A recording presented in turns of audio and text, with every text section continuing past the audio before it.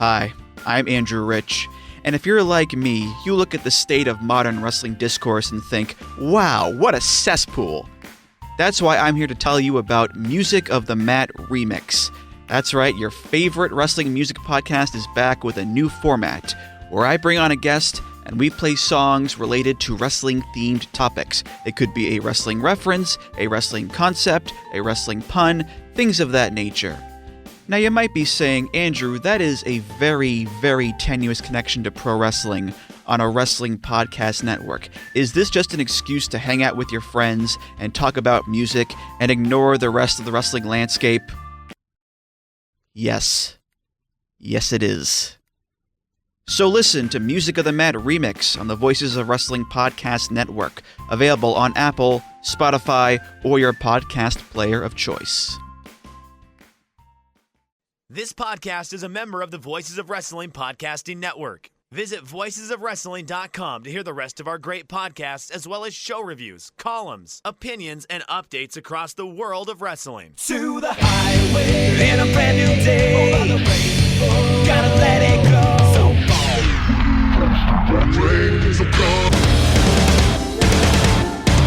Fast to freedom. Dance tonight together. Hear everybody singing.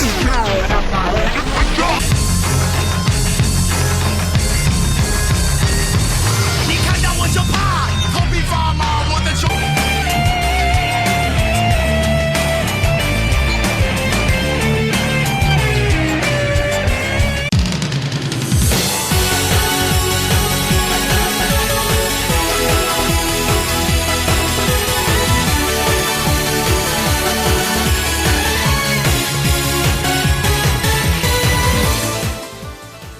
Welcome back to Open the Voice Gate for June 16th, 2026. We are members of the Voices of Wrestling Podcast Network. You can find us on the Voices of Wrestling Podcast Network feed or on the Open the Voice Gate feed, wherever you get your podcasts. You can find us on social media at Open Voice Gate. That's both on Twitter and Blue Sky. And if you'd like to donate to the show, click the link in the show notes. It'll take you to our redcircle.com landing site. You click the red box that says sponsor this podcast, and you can set up a one-time or recurring donation. No obligation whatsoever, but we would like to thank all of our previous donors. I'm your host for this week. It's your old pal, Mike Spears. Case Lowe is on assignment and will be back with us next week. And it's going to be a different kind of show this week. First and foremost, I know that my Glate reputation is kind of ahead of me at this point. No Glate talk on this show. We'll talk about Glate 5th anniversary. That's Sonic Wrestling in Ariake.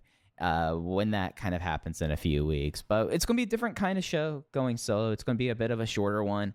And part of that is that there's just not a lot of Dragon Gate stuff going on. There was nothing on the network this last week. And it's kind of interesting, you know? I mean, feels like the last 3 months or so, it's been like nonstop stuff with Daya, Shima, and Magnum Tokyo, Shun. And we're kind of in this kind of weird quiet period. We do have network shows at the end of this week in Hakata, but frankly, there's just not a lot of stuff happening in Dragon Gate for like the first time in ever. So because of that, we're going to do a special kind of thing. I'm calling it the Mini-Mixtape, and in a few minutes, we're going to talk about one of my favorite wrestlers and someone that I think that with the Brave Gate situation being what it is, he, at least his Dragon Gate career, is a little bit back more into focus, and that is the man that Gravity forgot Pac. So we're going to do what I'm calling a mini mixtape in a few minutes, talk about the news from one of the only shows that Dragon Gate had over this last week that really anything consequential happened, and then we'll close this out talking about those Hakata shows. So on this week, the 14th, Dragon Gate had the first of the Shun Skywalker farewell tour in his hometown show of Toki and Gifu. Two things happened. One of them actually already has a clip on YouTube, which is kind of handy. The other thing, I'm wondering if they are going to put up on the network later on, if anything, as like a Shun Skywalker kind of thing. So first and foremost, the thing that wasn't that has not really hit tape or anything. Shun Skywalker's first farewell match happened in his former in his hometown. He teams with Dragon Kid and fellow Toki Gifu native Mondai Ryu against the Gaja Dokuro team of Madoka Kakuta, Kai, and Jason Lee. And the thing I'm kind of interested in this is that there apparently was like this big, almost babyface Shun Skywalker promo where he actually outright thanks Mondai Ryu for his mentorship early on in the dojo, which sends me thinking like, okay, let's go back, roll the clock back to 2015, 2016. Man, Overgeneration maybe had a little bit more of an impact than we gave it credit for, at least Mondai Ryu, and for the very least.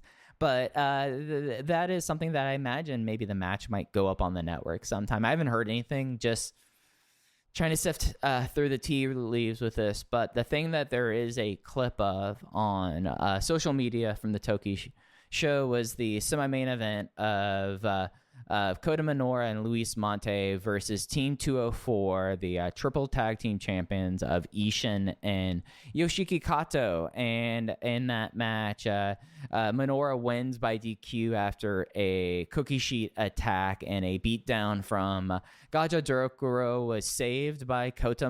Was the person who saved Kota Minoura from this beatdown was Yuki Yoshioka. So it looks like we already have that kind of direction that we all kind of anticipated, where Yoshioka and Minoura, after D-Courage, are kind of gravitating towards each other. Minoura did not accept like a handshake or anything. He stormed off. So this is going to probably slow tease for the rest of the month, and maybe we'll go look at Korakuen. Other stuff that's happened in Dragon Gate, Monday Magic, their big Korakuen show, ending their season with the Monday Magic 3 Musketeers of Kaito Kiyomiya, Titus Alexander, and Archie Cole. That's a team that I would like to hear their names announced by Jeff Gerstmann. Jeff Gerstmann should just in general do pro wrestling announcement. I feel like he'd have a fun time saying Monday Magic. Against the mystery team of one New Japan guy, one DDT guy, and one Dragon Gate guy, and that was Zack Sabre Jr. from New Japan, Chris Brooks from DDT, and then Luis Monte from Dragon Gate appearing there. Rita showed up previously on that show, which is making a lot of sense because Rita showed up in Korakuen today during the finals, the GHC tag. It's some weird thing, but it's like it's the Noah Tag League, folks. Noah Tag Leagues. And Rita declared a challenge for the GHC Junior Tag match with Jackie Rita going up against the current champions of Dragon Bane and Alejandro, which we've loved Alejandro when he's appeared in Dragon Gate. I mean, he's essentially a Dragon System wrestler outside of the Dragon System, and Dragon Bane has been great with the Golpadores and the split there. So that will be something to kind of keep an eye on. I assume that will be happening in Noah, though. It would be a really cool thing and something that I think that Kobe World could use if they were willing to bring in and do the title defense there. I mean, they shouldn't beat Jackie Rita, but if you bring them in there and beat Jackie Rita at Kobe World and have just a face melter of a match, I think everyone would kind of be happy with that. But that's all the Dragon Gate news from this last week. I personally, there's not necessarily been anything about Shun Skywalker. They announced the G1 climax early field and the playing guys. There was no expectation for Shun Skywalker to just like from what all we've talked about last week, and he wasn't going to just show up and be like surprise Shun Watanabe in the G1. So I don't think there was a surprise there, and we'll just keep an eye out as this farewell tour continues for Shun Skywalker when things might become more clear, or at least more open about his departure and where things are going to go from here. But for now, we're done with news. Let's talk about PAC. So a little bit of a preamble before we get into the review content of this episode. It kind of struck me after Roya Tanaka's 11th defense of the Brave Gate title, what he was really accomplishing. And thinking of that, and the fact that with all logic, Roya Tanaka is going to have the greatest Brave Gate ring in history come July 20th. I kind of want to celebrate the guy who, at least as of right now, still holds the oldest record in Dragon Gate, and that is the 11 defense 447-day Open the Brave Gate run that was done by the man that gravity forgot, Pac.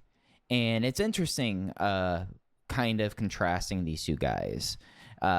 Tanaka will walk into Kobe World on the July 20th, already breaking his 1 year reign mark, which will put him firmly number 2 in at least the most days had in a reign. And if he gets through Homare, as we've talked about, he still has 82 more days until he breaks Pac's 447-day record. And we talked about the guys he could face with that. But in the ways that matter, at least in Dragon Gate, and I feel like that's fair to say throughout Japanese pro wrestling, it's not that I think I view the defenses record as usually more prestigious than the days. I mean, we've talked about times that titles have just sat on people's shoulders for a long time. And what Pac accomplished in 2010 into 2011 was quite possibly the greatest title run in company history. And the more I start thinking about Pac and the more I've thought about like the title run and Pac in general, I've kind of come to a realization, at least in 2026, with what I enjoy in pro wrestling and the wrestling that I watch, with that caveat, because my favorite Dragon Gate guy I've not really watched a match of in almost a decade at this point. But the ones that I consider still active, Pac might be my favorite to watch. And I think that it's something where people nowadays, I think of nowadays people really are on the same page about how great of a wrestler Pac is. And a point that I kind of wanted to go through on this episode, and something that I still will kind of continue doing, is the idea that maybe Pac's greatness started a lot earlier. Maybe his prime wasn't just that Brave Gate title run. Maybe there was something there before it. And I mean, if you think about that, the Brave Gate title run for him lasted from August 29th, 2010 until November 19th, 2011. I think Pac was a great wrestler before then. I've always been a big fan of his, and the older I get and the more deep into his career, the more I kind of have an appreciation of this guy. I mean, he's considered one of the most decent people in an industry of scumbags, and I think that as like his moral compass goes, we kind of saw that he was someone who was willing to take out years of his prime earning potential because he wasn't happy and he didn't agree how he was getting treated.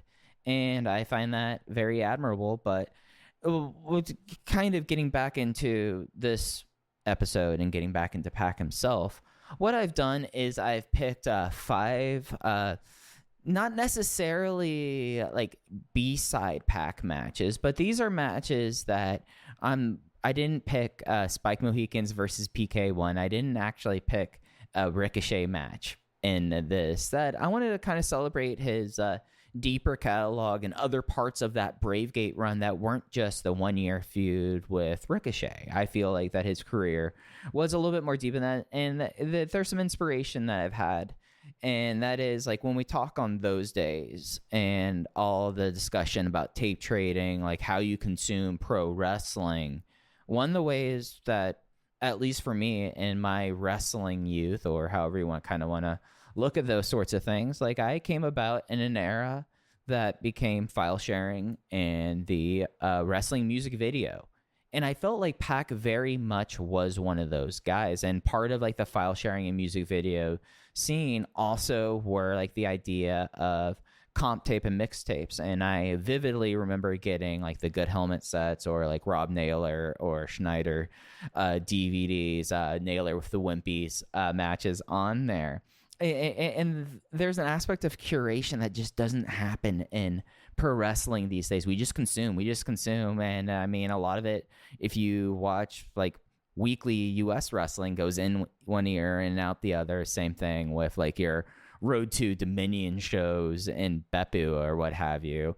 But I always thought that there was something kind of cool about the idea of like picking 4 or 5 matches and going this. And I know Case has done one where he has compiled a list of 40 or so Shun Skywalker matches. I remember like his like DVD set idea. And I wanted to do something a little bit more grounded and a little bit more kind of exploratory. These 5 matches are all before Pac leaves for WWE in the summer of 2012, and it is mostly things you will be able to find on the Dragon Gate network, and I'll be sure that both the show notes and the Discord have links to this. One match is the first match actually is going to be Daily Motion Link, because it's the one match that's not a Dragon Gate proper match. It's actually something that Case and I never really like intentionally like put to the side in like our list of projects and historical work to kind of go back and do.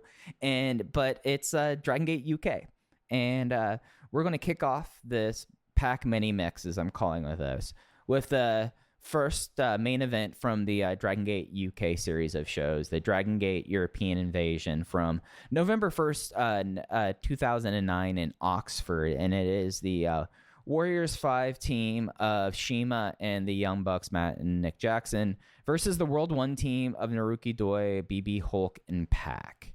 And I'm not going to go blow for blow with these matches, but I'm going to talk about like why I chose this match, some big thoughts about it, and why I think that these matches are kind of important when we like are talking about Pac's career. And I chose this one specifically because Pac enters Dragon Gate in 2007 as a part of Wrestle Jam after working PWG, and his first couple of years are not necessarily ones that I would call distinguished. He's someone that works within Typhoon and then World 1, but very much so in his slot and his kind of position. But as the calendar moved into 2009, especially with World 1, Pac was able to kind of get a step up where I would argue, at least with like the original 5 members of World 1, Naruki Doi, Masato Yoshino, BB Hulk, Naoki Tanizaki, actually 6 members because there's MCKZ, and Pac. This is the first unit that moves Pac firmly out of the rookie or bottom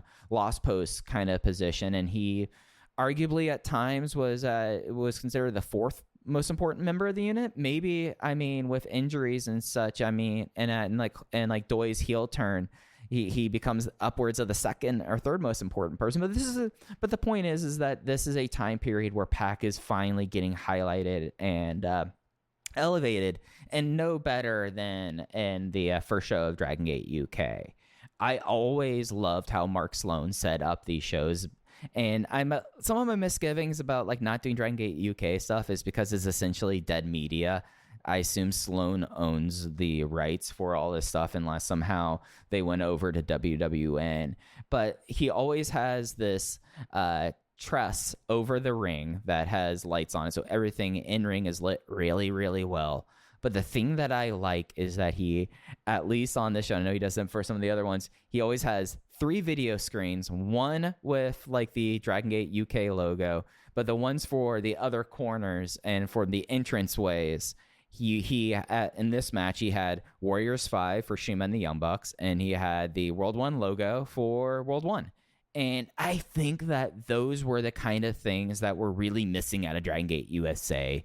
Like, that was a touch and a level of care that you got on these DG UK shows that were missing from the Gabe Sapolsky products. And really, the reason I kind of picked this match is that this is a time period where the Dragon Gate 6-man, I mean, we are after the launch of Dragon Gate USA, and it is at a time where the Dragon Gate 6-man as a match type is a global quantity. And this one having Pac in it, and especially in the role that in Pac's home country, he is the guy in this kind of match at a time where he's still, I mean, that lower member in World 1, that it's just so nice to kind of see him thrive in this kind of role. He has a level of precision in this match that I think is really kind of phenomenal when you think that he only worked parts of the 2 previous years in Dragon Gate, and it was not like the European schedule that he had was necessarily the busiest one before that. And you already see him really kind of growing into the wrestler that we see today. I wouldn't call this a peak Pac match, and as we go through the timeline here, we'll kind of see where he actually slots out for these kinds of things. But I mean, 2009 Pac, I mean, he becomes a Triangle Gate champion that we'll talk about in the next match, stepping back kind of into time. But it is really kind of fun to see here. I'm interested in seeing, and part of this is I want to see how we can get more discussion going in like channels on the Discord about these kinds of things. Pac hits a over the corner post Fosbury flop in this match, and in 2009, I don't know how many people are actually doing the Fosbury flop move, and I wonder if this is one of the first ones. I'm certain Lucha, there is certainly kind of a someone doing this, but that was something that I made sure I wanted to note here. And then without spoiling a bunch into the match itself, Shima does, without the doubt, one of the funniest kickouts or kick-out break or pin breaks that you could see. It actually paused me and made me laugh good a bit. But yeah, no, this is looking at Pac as a star within Dragon Gate. I would argue even more so than the match we're going to talk about next, that like this and this series of shows, and at least like positioning Pac in this kind of manner, that it was already after this DG UK show, like it was clear that Pac was going to be one of the featured people on these series of shows. The next match in our mix is from Kobe World 2009. So we're traveling back in time about 3 months to July 19, 2009. They opened the Triangle Gate title match. Masato Yoshino, BB Hulk, and Pac, the champion team from World 1, defending against Kamikaze of Dragon Kid, Taku Iwasa, and Akira Tozawa. And first and foremost, yes, I found a way to get an Akira Tozawa match onto this comp, and I don't feel bad about that, because at least for me, this is one of the better matches on this show. 2009 Kobe World. Kind of a weird one, because you're still you're at the end of, or you're getting close to the end of the Naruki Doi really long Dream Gate run that didn't go so well, and the match against Shima for the Dream Gate and Brave Gate was not great here. Twin Gate was Maraha Sapa as heels against Yamahaka of Shingo and Yamato, and that put Pac and Akira Tozawa after admission third from the top here. And it is just a really fun Triangle Gate match, especially you have Masato Yoshino, the most tan that he's ever been in his life. You have BB Hulk at that time period where he really grew out of doing the dance, and he still had to do it and didn't seem like he really wanted to do it at this point. But the magic of this match is between Pac and Taku Iwasa. Taku Iwasa is one of those favorites of mine that sadly, before like peak Western Dragon Gate viewing, he was basically out of the company and out of wrestling. And it is kind of a shame, because he was a very inventive and creative guy. The Noshigami Gory bomb was that Shingo does is after him. And him and Pac had really fun chemistry. And that's really kind of the focus in this match. Pac is basically at certain points taking some of the more wild bumps you will see. I mean, no wonder the guy has great chemistry with Darby Allin when he was taking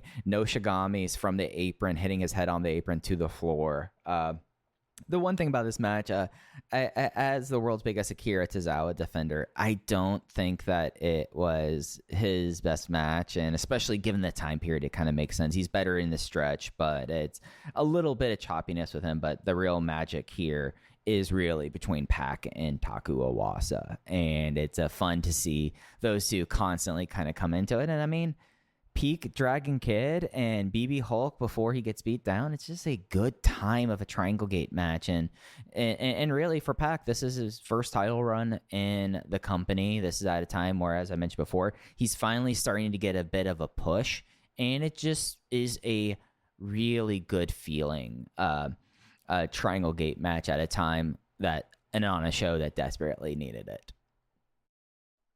We are going to fast forward into 2010 for our third match. It's from the Gate of Destiny 2010. Pac is now Brave Gate champion, and I would argue that the Pac that we would know for virtually the remainder of his career is now fully formed, as I chose this match that he has at Gate of Destiny. It's a Brave Gate defense against Dragon Kid. As I look at Pac and I see, like, if you want to go for like his direct influences, and I think that they are very clear that they are Masato Yoshino and Dragon Kid, and this match really shows off kind of the just natural chemistry that Pac has with Kid. And my two big takeaways from this match, and the reasoning why I chose these ones, were I like this time in Dragon Kid's career.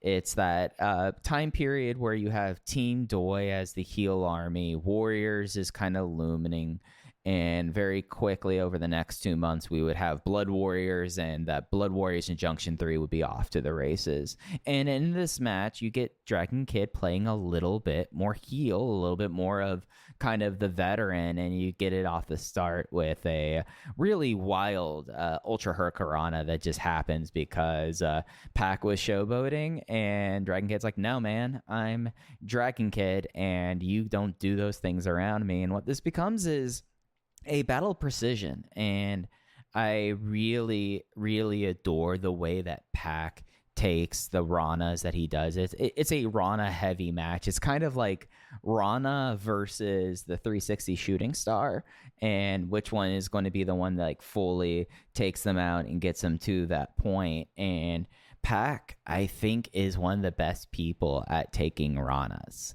And in this match, the way that he takes some of the wild ones that Dragon Kid throws at him is with a level of precision and devastation that makes it really kind of special. But I didn't want to pick any of the Ricochet matches for this comp. I just felt like that it is more interesting to kind of get a little deeper and away from that. And at least for me, this is a Brave Gate match I haven't watched maybe in, I don't know, well over a decade, maybe not a decade and a half, but well over a decade. And it just kind of takes me aback that, like, if you look at Pac from 2009 to 2010, his body is now pretty much fully formed. His wrestling has gotten even more sharper.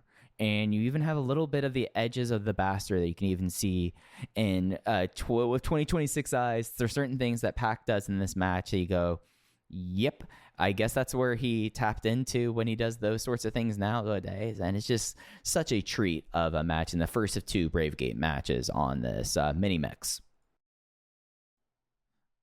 Our fourth mini-mix match is from Dead or Alive 2011, and it's Pac making his 7th defense of the Brave Gate title against Naruki Doi. Felt like that this one's kind of a fun little nod in here, because this defense was the one that broke the previous defense record of Naoki Tanazaki's 6 defenses, and made Pac the high water mark for this title at that time. And it's an interesting time in the promotion for this. So we are a month before the formation of Junction 3 and the actual kickoff in truth of Blood Warriors versus Junction 3 at this point. So we kind of have a bit of a husk of World 1 happening at this point. But Pac's 2011, it should not just be remembered for his Brave Gate feud with Ricochet. Pac's 2011 is actually a really kind of remarkable year, because he becomes the inaugural Open the United Gate champions with Dragon Kid over in Dragon Gate USA as the tournament starts. He actually starts with Masato Yoshino, and then as that champion there. Dragon Kid, he becomes Twin Gate champion with across the year, and then he also has this Brave Gate title as well. So going into Kobe World, actually, he was a triple champion this year. They don't ever really carry around the USA titles in Japan, which is something that I always kind of found interesting, that they would show more of the Freedom Gate, but the United Gate, I wonder if Gabe kept the United Gate belt and he didn't necessarily let the guys take it back with him, whereas you would have that Freedom Gate being brought back around. So yeah, no, this is actually, we're getting to a point where he is one of the most decorated wrestlers in Dragon Gate. I mean, after this summer, all he had left on the Dragon Gate Grand Slam was the Dream Gate that would come after his WWE stint. But with this, you have Naruki Doi acting every bit of the good heel Naruki Doi and tapping into that against a valiant babyface Pac, and Pac being just like absurdly precise. So 6 months from that last match, and he's even more crisp. He does a standing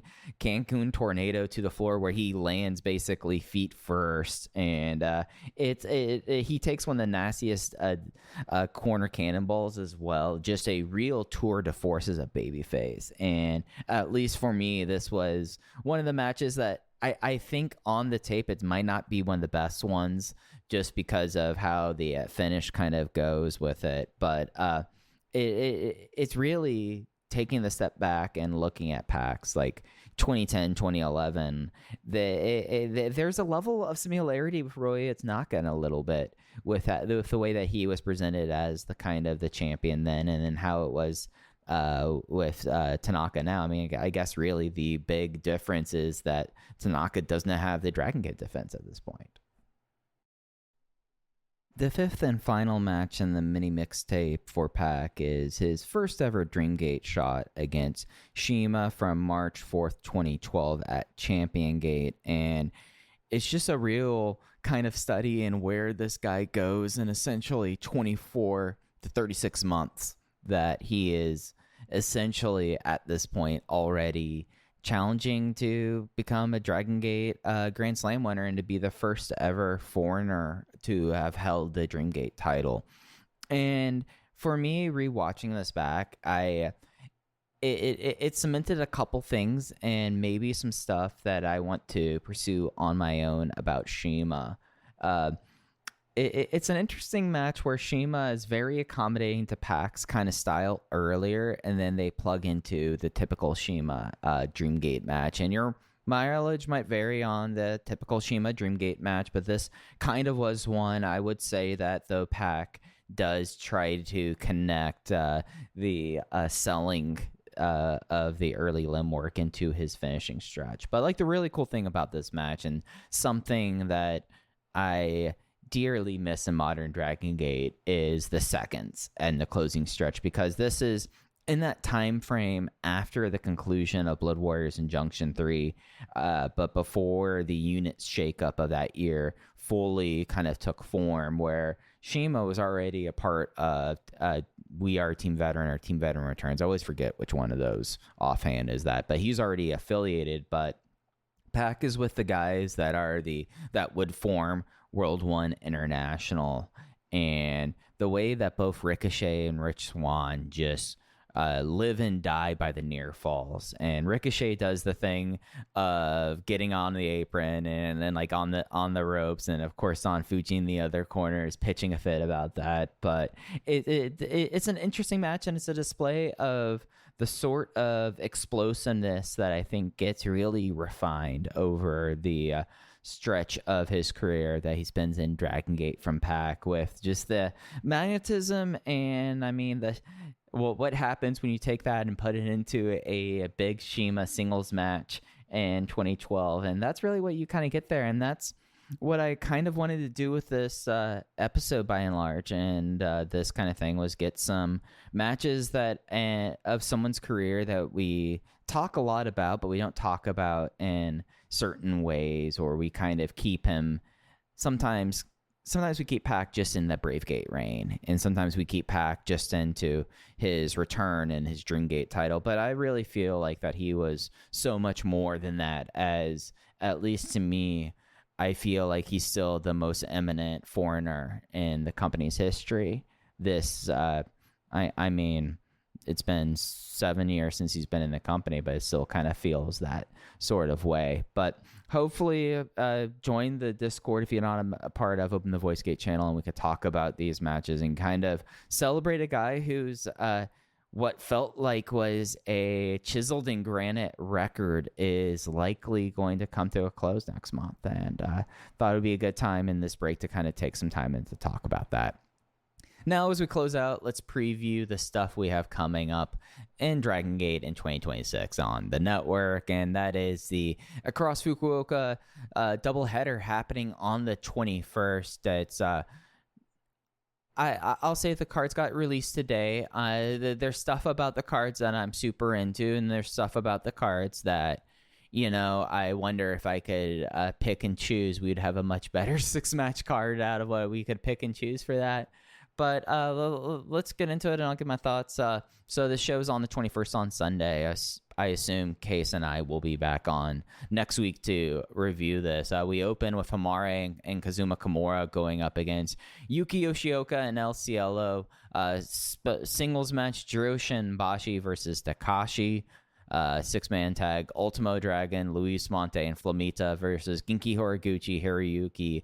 Why say Hiroyuki? It's Yasushi Kanda. This is just what Google Translate always has. Instead of Yasushi, it goes Hiroyuki, but it's Candy. It's Yasushi Kanda and Sachihoko Boy. Match 4, Paradox versus Gacha Dokuro. Yamato, Dragon Kid, BB Hulk, and Susumu Yokosuka versus Madoka Kakuta, Kai, Jason Lee, and Yoshiki Kato. The second singles match is more fallout of Kota Minoura's turn as he faces off against Ishin. Interesting doing this one in Hakata and not in Korakuen, but hey, I guess if we're looking at the fact that we're essentially 5 weeks from Kobe World, we need to get moving towards that Mino Yoshio versus Team 204 match. So having that here. And the main event, we have another 8-man tag. It's Love and Peace versus Natural Vibes, as it's Hyo, Jackie Kamei, Rita, and Mochizuki Jr. versus Strong Machine J, KZ, Gucci, and Aki.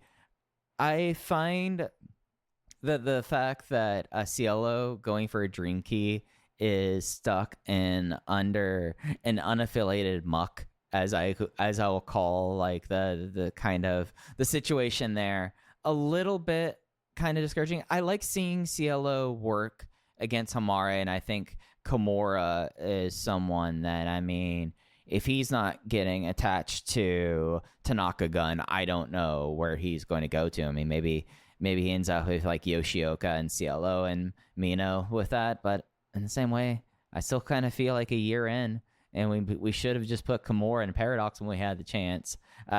Don't really have any time for match 2 or 3 on that show. It is kind of a feeling of, oh gosh, we are in Western Japan, so we have to have Genki Horiguchi, when I thought we kind of escaped that disaster. Moving on to the evening part of the doubleheader, opening with Jackie Kamei versus Kota Minoura. 6-man tag, Ultimo, Sachihoko Boy, and Kazuma Kimura versus Genki Horiguchi, Takashi, and Luis Monte. Rita and Mochizuki Jr. go up against Kai and Yoshiki Kato. Yamato, Dragon Kid, BB Hulk, and Susumu Yokosuka versus Strong Machine J, Flamita, Gucci, and Aki. 4-way, Yuki Yoshioka, Hyo, Hamare, and Jason Lee. Could also see some Minoura involvement in that. And we get a Dream Key preview match as KZ and Cielo will be teaming up against the Gaja Dokuro team of Madoka Kakuta and Ishin. And I have to say, I like the evening card a little bit more. I do feel like that it will be kind of a test, which is a better match between the Love and Peace and Natural Vibes match on the first show versus the pre-intermission match against Paradox on this one. 4-way tag feels weird. Or that 4-way singles match feels weird in match 5, and that just makes me raise my eyebrow and wonder what we're doing here. And yeah, it's like situationally, there's things I really like on the afternoon show, and I do think that it's good to have that KZ and Cielo bit, at least in the evening show. But I guess if I put it on a 1 to 10 scale, probably about a 5.5. 5.5, maybe 6, but that might be saying I'm a little bit too excited than I'm actually really am.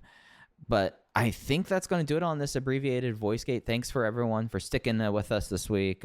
Hopefully the Pack Mini Mixtape is a interesting enough little side quest that we had today. And if y'all like it, I will try to find more stuff on the network to do things like this on like slow weeks and like not necessarily full heavy historical shows, but just getting into the network and seeing what they have. I mean, a little frustrating that the champion gates are like not easily accessible. Like it just feels kind of weird to me that you go in the big match tab and champion gate's not always there, and that kind of bums me out. But that's going to do it this week on Open the Voice Gate. You can follow me on Twitter at Fujihei of 2 eyes, like Don Fuji. Cases _ in your case. There's also the Open the Voice Gate Twitter account at Open Voice Gate, as it's the same thing on Blue Sky. But want to underline the best place to really keep up with Open the Voice Gate is on the Voices of Wrestling Discord, especially in that Open the Voice Gate channel, as well as the Dragon Gate channel as well. But for Case, I'm Mike. I will talk to you all again next week. Take care, everyone. Hey everybody, my name is Jesse Collins, and I am the host of the Gentleman's Wrestling Podcast, a show right here on the Voices of Wrestling Podcasting Network.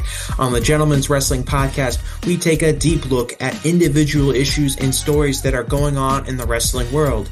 Each episode is about a different topic, and we take a thorough and educated look at things ranging from current booking trends to breakdowns on individual performers and angles to investigations into different fan cultures across the industry.